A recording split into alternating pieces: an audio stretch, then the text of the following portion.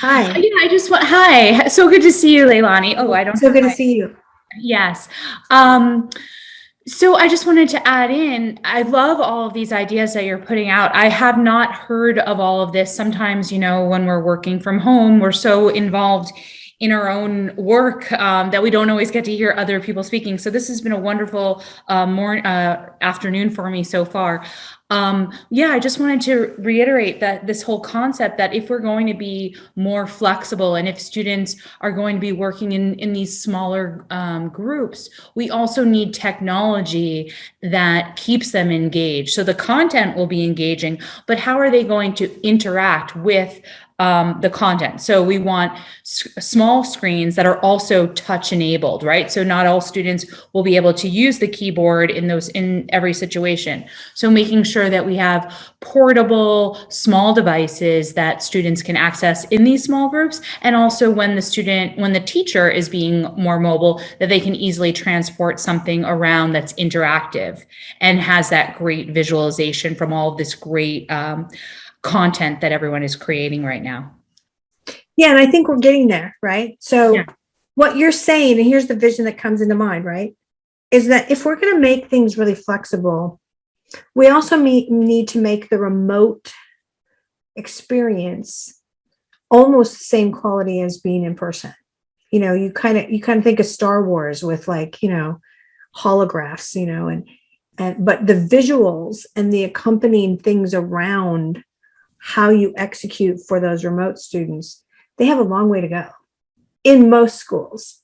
In most schools. I know one in a Tampa prep that has big screens and then interactive whiteboard in the middle of a room. So they have screens on either side, and then they have video, cameras almost everywhere. So you get like a three-dimensional effect. It's like awesome, right? But that's a private school. You don't see that in public schools. Right.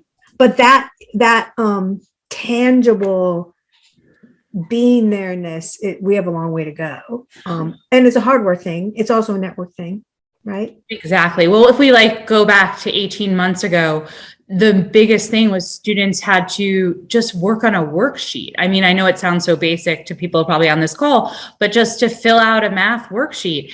How did they do that? They literally had to get a printed out version, hand write it, then the student would take their phone or their parents' phone, take a snapshot of it, and then send it to the teacher. So that's a lot of steps for students. That kind of workflow is not replicated in the classroom where it's a lot faster. So we want to create technologies and have hardware available to students so that they can do that with ease, no matter where they are. If they're working in a hallway somewhere or in a study center, or they're at home, or they're, at a coffee shop, wherever they are, to be able to have that full experience as if they were in the classroom.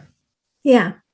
And a lot of times we have schools, just as we went digital, the first thing that happened was, let's cause a technology platform to retain the old model. And that was 4 or 5 months of teachers just figuring out Zoom or WebEx or Teams. And we lost human interaction. We also lost academics.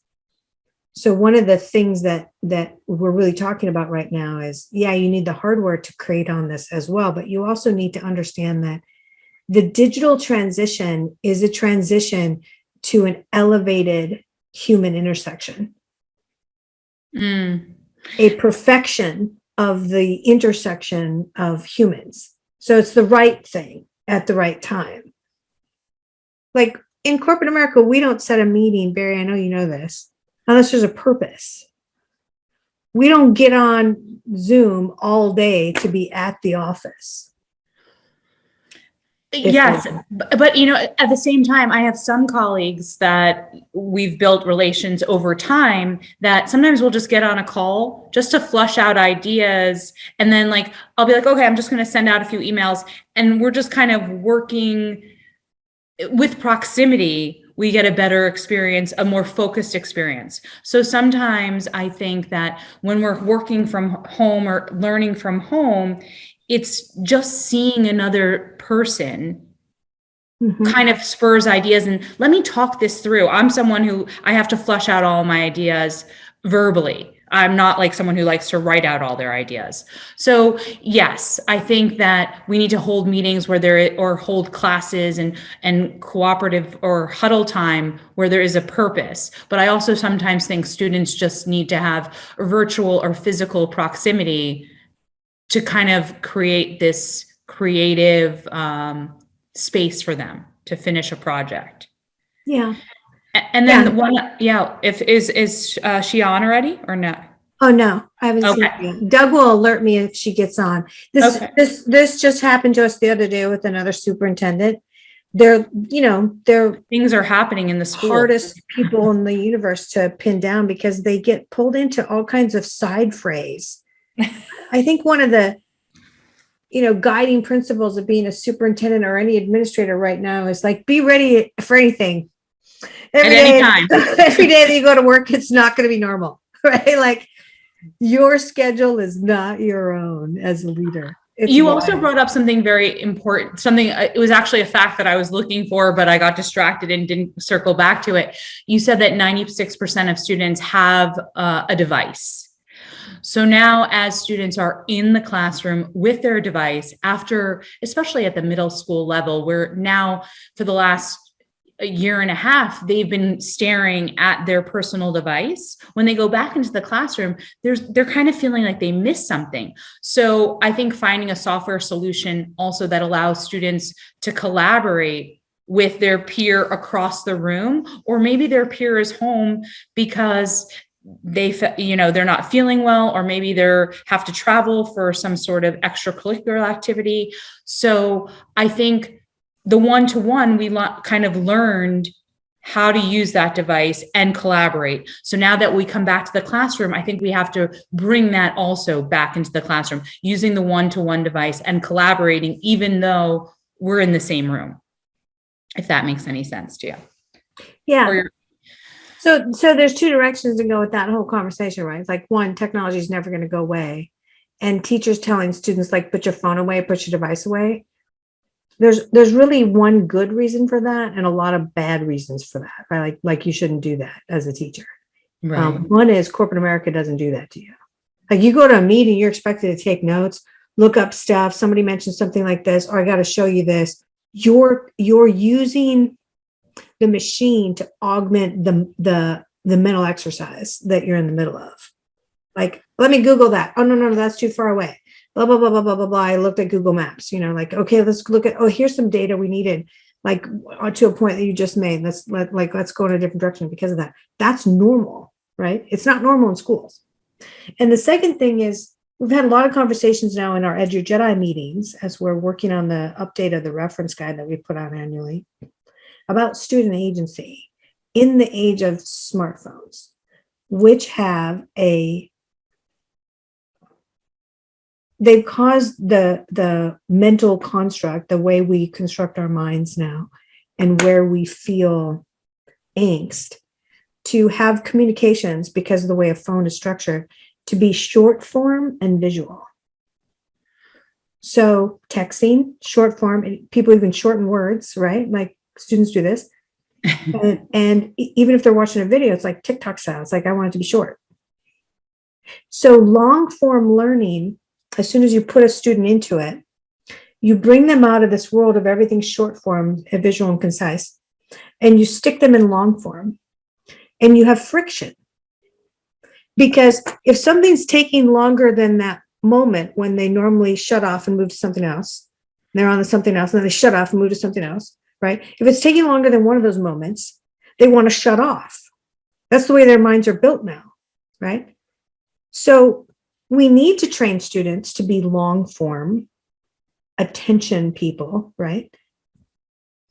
But we have to recognize the friction and actually cater to that short form and visual more often than not, because it's the construct of the internet now.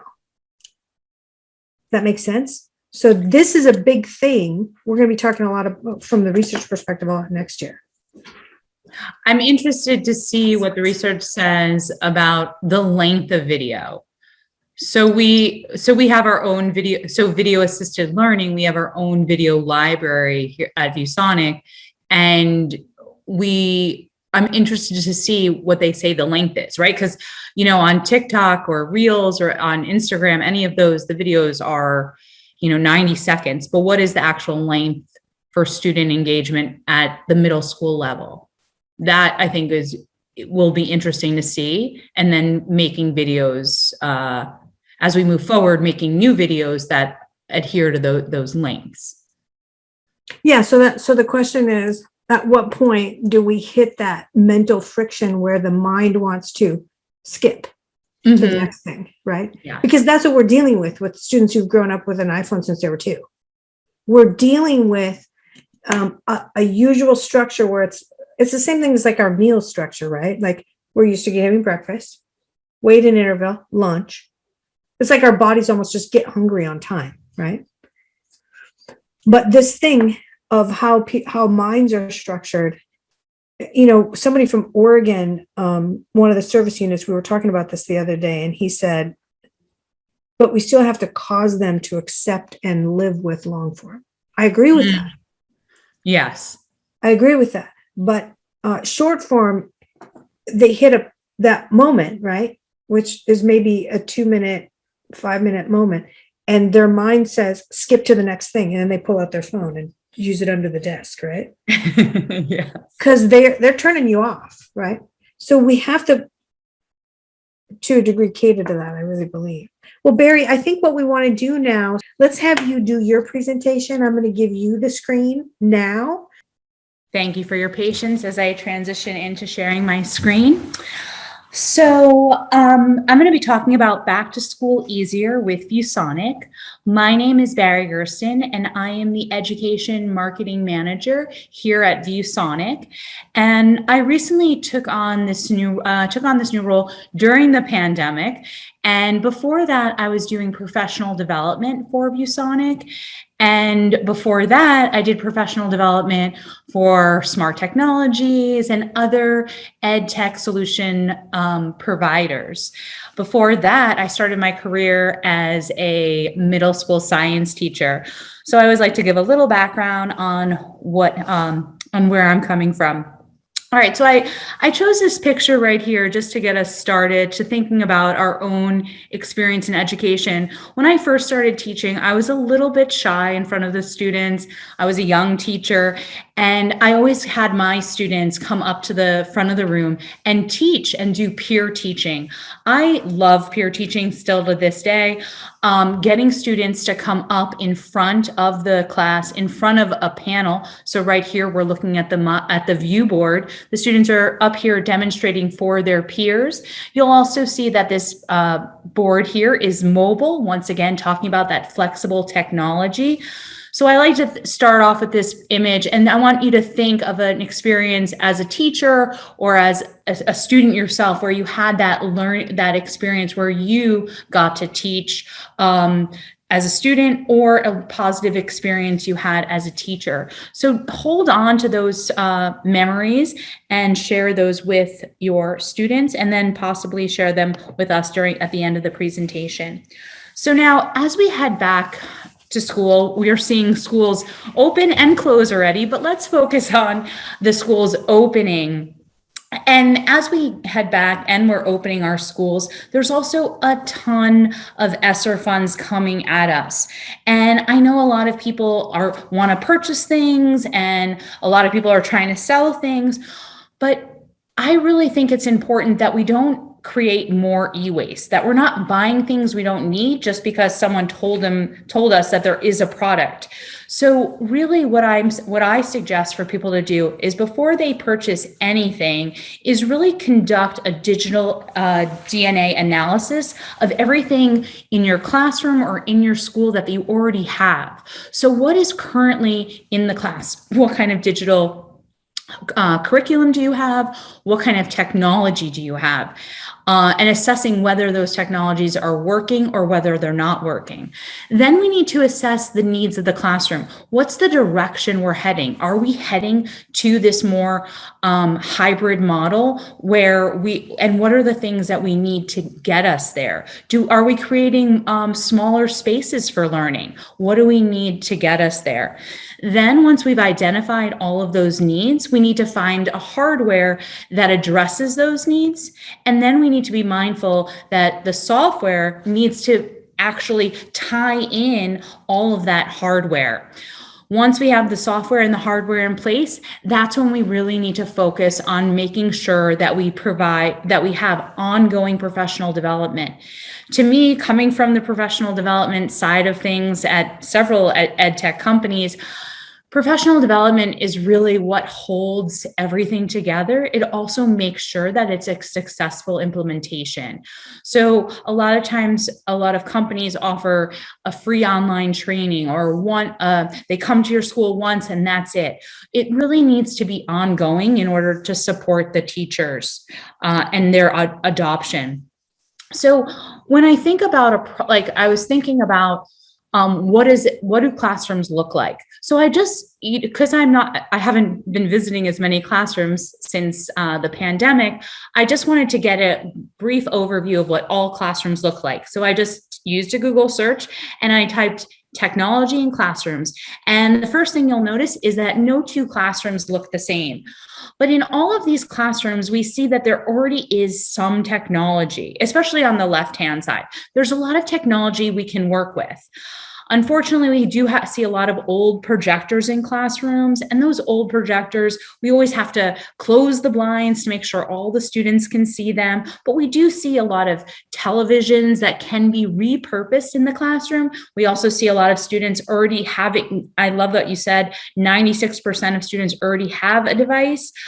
In the last picture in the lower right-hand corner, you'll see that there's an old interactive whiteboard that tends to be, those were smaller in size 10, 15 years ago. They were smaller in size, and the brightness is just not going to work. So maybe in that classroom, I would say you have to really kind of start over from the beginning, because I don't see any other technology there. But the idea here is that we don't want to create more e-waste. We don't want to be throwing things out just because a new, better version came along. We want to repurpose what we already have and continue to use that, or to take some of this technology and move it into these smaller groups or zones within the classroom itself. So let's have a look at and see what it is our classrooms actually need. How are we going to be more engaging? So we're always going to need this large format display for direct instruction. No matter what model of teaching you're going to follow, there's always going to be several minutes where we gather all of the students together and kind of focus in on the topic or the goals and objectives of that day. So that large format display is super important. Remember, in that picture in the lower right-hand corner, that old interactive whiteboard, it just isn't bright enough and it's not big enough for the needs of a classroom today. So in things like that, we would purchase new, but a lot of classrooms already have the updated interactive front panel for the front of the room.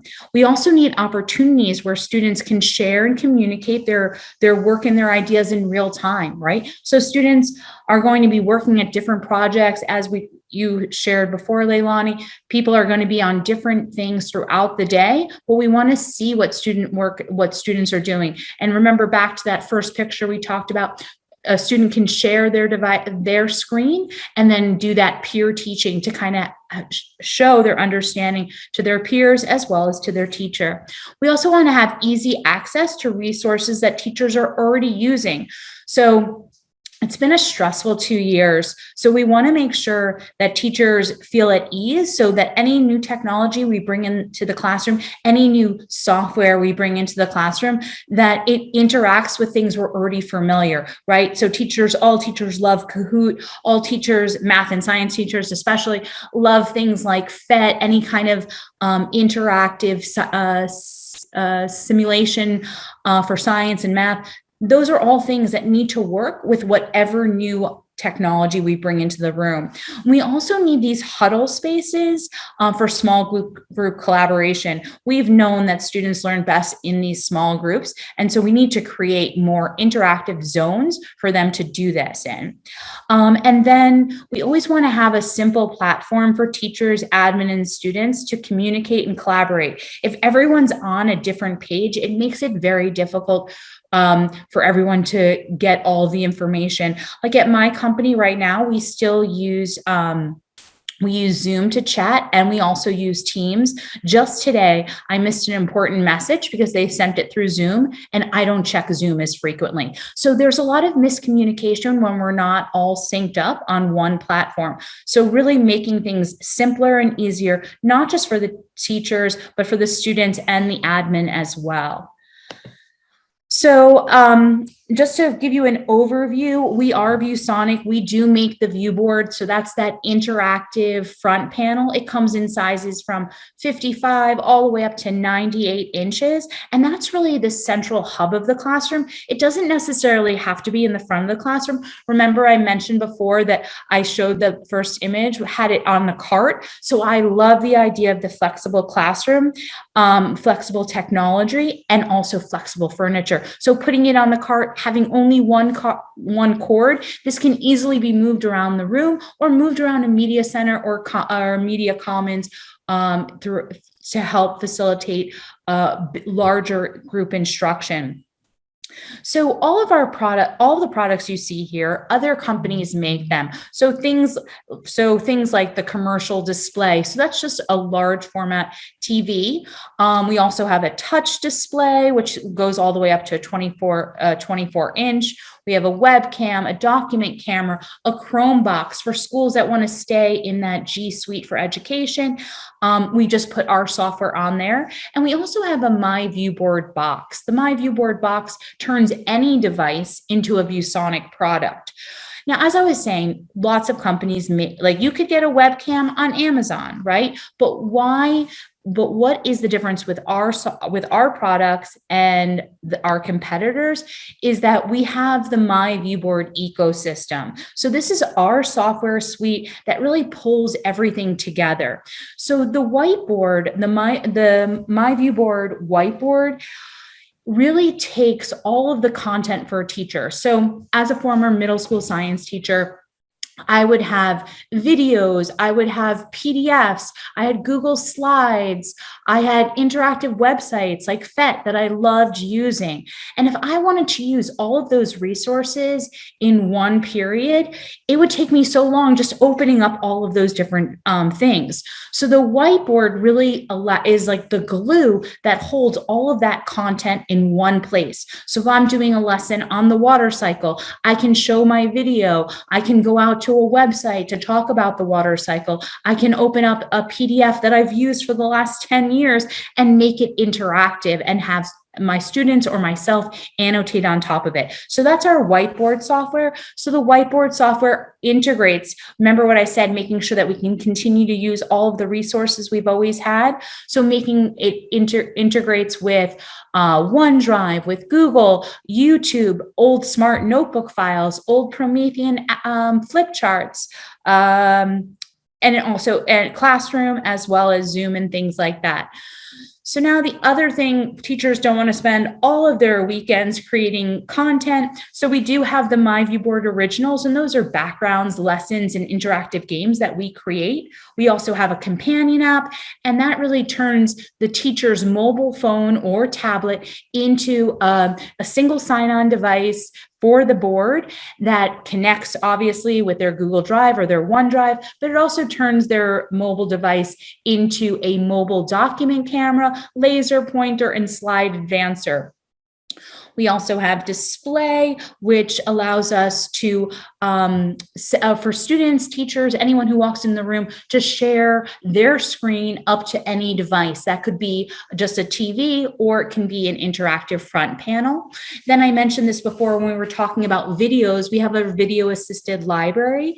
A video-assisted learning library, and these are educationally curated videos. So no ads, and everything has been checked to make sure that it is suitable for children. You can also add in questions throughout the video to check for understanding. And then we have Manager, and this is really for the IT admins. This allows them to push out apps and manage tasks, broadcast messaging. So let's say school needed to close early that day, they can actually just press a message out and alert all of the students and teachers of any messaging. The last thing we have here is Classroom. And Classroom really, it was something we were working on pre-pandemic, and then the pandemic obviously put this into hyperdrive, and this is really our hybrid teaching tool. So this allows for collaboration, whether you're in the classroom or outside. Students are joining from any device to the teacher's whiteboard experience, and students can be put in small groups to collaborate and solve tasks in small groups. So that's really the ecosystem. I know that's a lot of information, but I just wanted to let you know that we have all of the things that you're looking for in one platform to make it easier for an easier adoption. And remember all of the hardware that you already have. So if you have old document cameras, if you have old TVs, those can all be taken into the classroom of the future with our software and adding additional hardware. So that's kind of a general, last but not least, I'm sorry. We do have professional development. So here are all of our free resources. We have a certification program. We have a wiki page. If you're someone who likes to just read all about it, you want to know what a tool does, you can read about it.